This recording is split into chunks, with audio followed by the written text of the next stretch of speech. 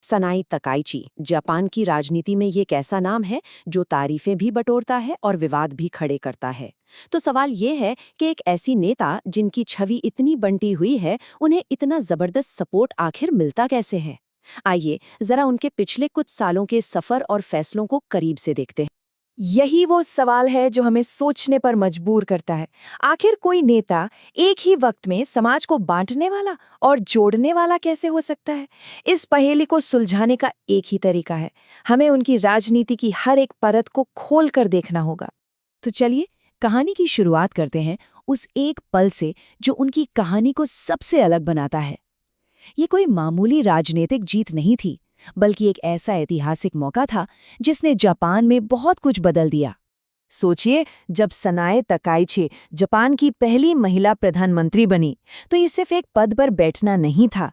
नहीं, ये तो एक बहुत बड़ी सदियों पुरानी सामाजिक दीवार को तोड़ने जैसा था।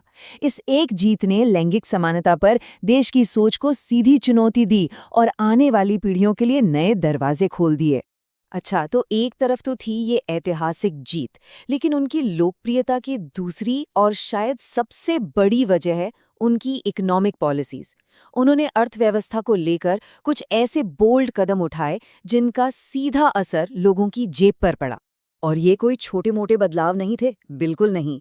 एक तरफ गैसोलीन टैक्स हटाने जैसा फैसला जिससे आम आदमी को सीधी राहत मिली, और दूसरी तरफ भविष्य पर एक बड़ा दांव, एक नया इकोनॉमिक हेडक्वार्टर्स बनाकर एआई, सेमीकंडक्टर्स और डिफेंस जैसे सेक्टर्स में सरकारी पैसा लगाना।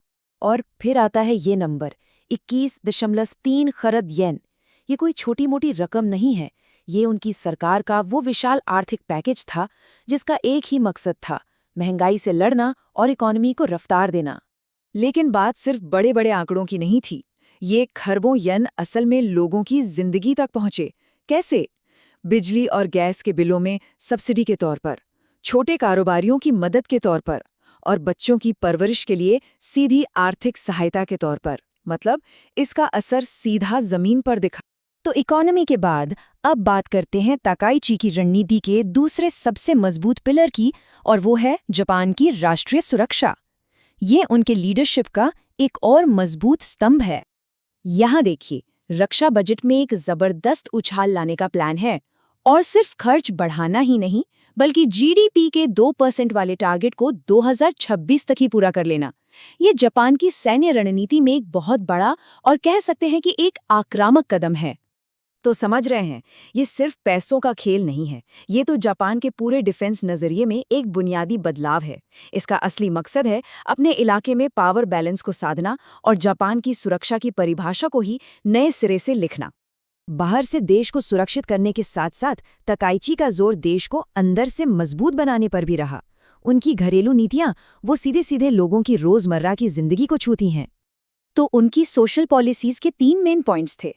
पहला, इनकम लिमिट के नियमों को बदलना, जैसे कि वो 103 मिलियन येन की दीवार, ताकि लोग ज्यादा काम करने से हिचकिचाए नहीं।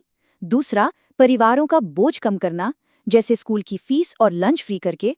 और तीसरा, किसी भी राष्ट्रीय आपदा से निपटने के लिए एक सिंगल पावरफुल एजेंसी बनाना। लेकिन इन सारी पॉलिसीज के बीच एक चीज और है, एक ऐसी चीज जो उनके विभाजनकारी होने की छवि को सबसे ज्यादा सामने लाती है, और वो हैं उनके नारे और उनसे जुड़े विवाद। यहीं से कहानी असल में दिलचस्प मोड़ लेती है। काम काम काम, बस ये 3 शब्द। सनाई तकाइची के इन 3 शब्दों ने जापान में वर्क कल्चर पर एक राष्ट्रव्यापी बहस छेड़ दी। कुछ लोगों के लिए ये देशभक्ति थी, तो बहुतों के लिए ये एक खतरनाक सोच थी। और ये बंटवारा बिल्कुल साफ था। एक तरफ वो लोग थे जो कह रहे थे कि ये देश की तरक्की के लिए मेहनत करने का एक जरूरी कॉल है। दूसरी तरफ थे आलोचक जो इसे कर्मचारियों के शोषण और मेंटल हेल्थ के लिए एक बड़ा खतरा मान रहे थे। यही है वो जिसे जापान में सांची रोनरोन कहते हैं, यानी किसी मुद्दे पर पक्ष और विपक्ष में तीखी बहस। और ये चीज हमेशा उनके साथ जुड़ी रहती है। और इन सबके बीच उनका एक मुख्य नारा है जो इन सभी अलग-अलग हिस्सों को, मतलब आर्थिक फैसले, सुरक्षा नीतियां, सामाजिक सुधार, सबको एक साथ जोड़ देता है। वो नारा है जापान को मजबूत और समृद्ध बनाना। तो अगर हम पूरी तस्वीर को एक साथ देखें तो वो कुछ ऐसी दिखती है। अर्थव्यवस्था, सुरक्षा, समाज, हर मैदान में जो भी कदम उठाए गए वो सब एक दूसरे से जुड़े हुए हैं और उन सब का एक ही लक्ष्य है, उनके मुख्य नारे को हकीकत में बदलना। मतलब हर फैसले के दिल में सिर्फ एक ही चीज है, राष्ट्रीय हित। तो आखिर में हम उसी सवाल पर वापस आते हैं, क्या तकाइची का ये तरीका, जिसमें साफ सुथरे पॉलिसी गोल्स भी हैं और समाज को बांटने वाला कल्चरल टकराव भी, क्या ये गवर्नेंस का एक नया और असरदार मॉडल है, या फिर ये समाज में ध्रुवीकरण की खाई को और गहरा करने का एक रास्ता है? ये वो सवाल है जिसका जवाब शायद आने वाले वक्त में राजनीति की दिशा तय करेगा।